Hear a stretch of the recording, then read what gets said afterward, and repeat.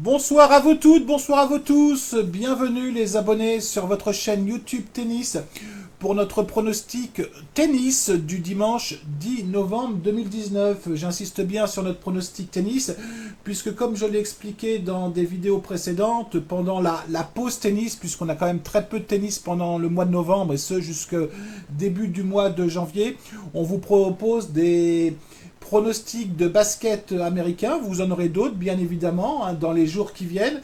Mais pour demain, effectivement, ça va être un pronostic tennis. On fait un bilan rapide donc du pronostic basket que je vous avais proposé pour la journée d'hier.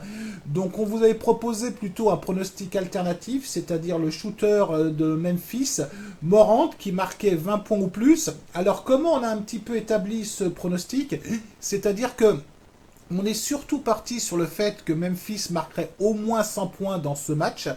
Et de ce fait-là, effectivement, Morant, qui lors des 5 derniers matchs avait marqué minimum 20 points, hein, marquerait effectivement 20 points dans ce match-là. Bon, on en était très très loin, c'est-à-dire déjà, effectivement, on a eu seulement 86 points hein, pour Memphis.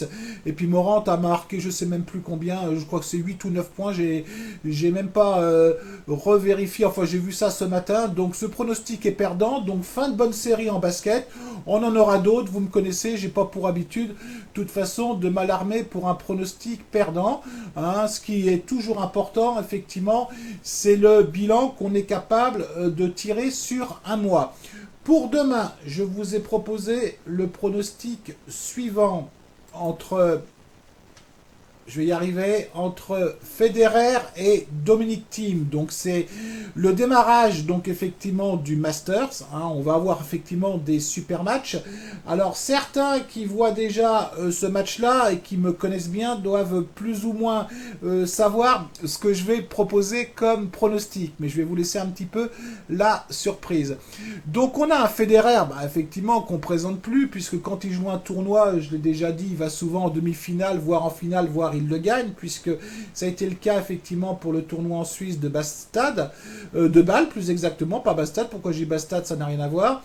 Mais néanmoins, je dirais que Federer, lorsqu'il joue un joueur qui y croit vraiment, on l'a vu avec Zverev récemment au tournoi de Shanghai, ou on l'a vu avec Dimitrov à l'US Open, quand un joueur est assez proche de son niveau et y croit, il peut véritablement l'accrocher. Hein.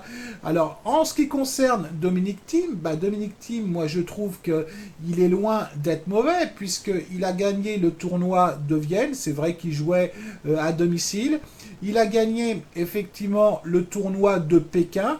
Alors à chaque fois, il avait besoin d'être mené à 7-0 Dominic Thiem pour gagner ses matchs, et c'était un petit peu le cas effectivement au tournoi de Vienne. Bon, au tournoi de Paris-Bercy, je dirais qu'il s'est reposé, hein, puisqu'il s'est fait éliminer par Dimitrov, mais je pense que c'est plus stratégique, c'est-à-dire qu'il avait plutôt besoin de garder, je dirais, ses forces morales et physiques pour justement ce Masters. Alors on ne sait pas bien évidemment comment les deux joueurs se sont préparés, je suppose qu'ils se sont très très bien préparés.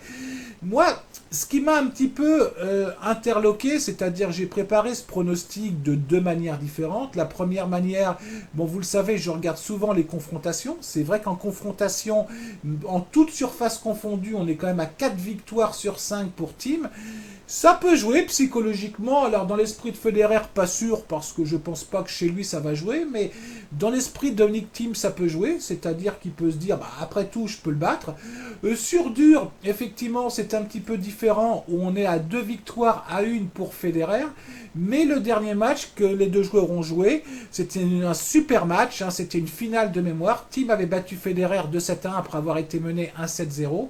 Alors moi, quand je vois les cotes, avant de regarder les cotes, j'ai fait ma propre probabilité. Hein, c'est-à-dire, je suis parti du principe que Thiem avait 35% de chance de gagner ce match.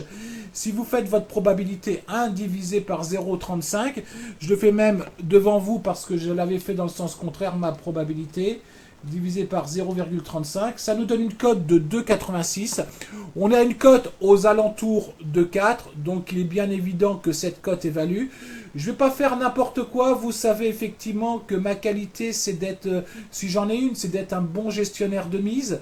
Mes défauts, il faudrait 4 heures de vidéo pour vous les énumérer, donc on le fera éventuellement la prochaine fois.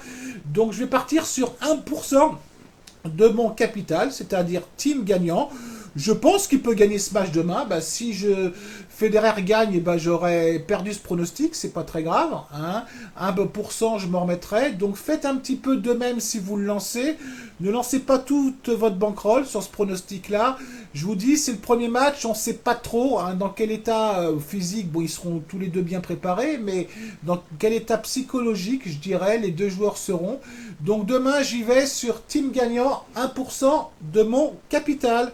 Voilà les abonnés, j'ai fini pour ce soir. Donc je vous souhaite une très très bonne soirée à vous toutes et à vous tous. Et je vous dis à bientôt. Allez, ciao!